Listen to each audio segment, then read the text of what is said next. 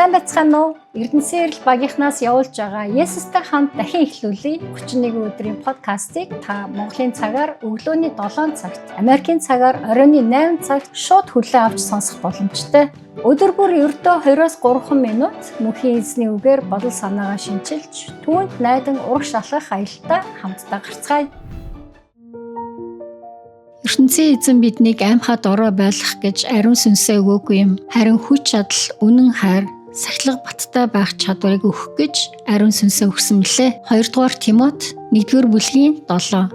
Апостол Паул Ромд шоронд хоригдож байхдаа Тимотед энэхүү 2 дахь цагтлаа бичжээ. Залуу хүү Тимотийг Эфес хотын нэгэн чуулганы ахлагч байх тэр үед Христэд итгэгчид Ромын захиргаанд ор итгэлээсээ болж хүнд хавчлаг амсаж байсан. Мөн хуурамч сургаал заагчид эд гарч байсан үе гэдгийг тамтгүй. Энэ бүх үйл явдал Тимотийн хувьд ертөнцийн эзний хүмүүсийг удирдан авч явна гэдэг нь мэдээж амар байгаагүй. Харин Паул Тимотед бичгтээ айдас ертөнцийн эзнээс ирдэггүй. Яагад гэвэл айдас нь биднийг мөнхийн эзний үгийг дуулууртаа дагаж үнэнч байхад саад болж эргэлзээнд оруулдаг. Бидний түүнээс холдуулахыг үргэлж оролцдог. Харин мөнхийн эзэн бидэнд ямар нэгэн асуудлын эсрэг урам зоригтойгоор зогсох хүч чадал, түүний хайраар бусдыг гүйчилж, тэдний төлөө сайн сайхан үйлс хийх урам зориг өгсөн. Ариун сүнс хэрхэн энэ 3 чадвараар дамжуулан биднийг айдсаар биш, мөнхийн эзний хүч чадал, хайр, түүнд дуулууртай байх байдлаар биднийг дуудлага биелүүлэхэд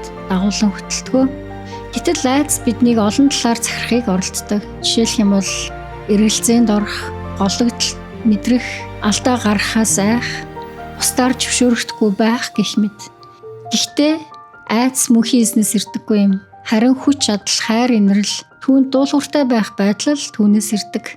Аймхад ороо байдлаар биш, харин мөнхийн эзний өгсөн хүч чадал, үнэн хайр, дуулууртай байдлыг хүлээн авцгаая. За ингээд ертөнцийн эзэнтэй ярив. Мөнхийн эзэн минь та бидэнд ариун сүнсээ өгсөнд баярлалаа. Бид айцаар биш, харин танаар удирдуулж амьдрахад минь туслаач, зааж өгөөч. Энэ бүгдийг бид Есүсийн нэрээр гуйж ярьлаа. Амен.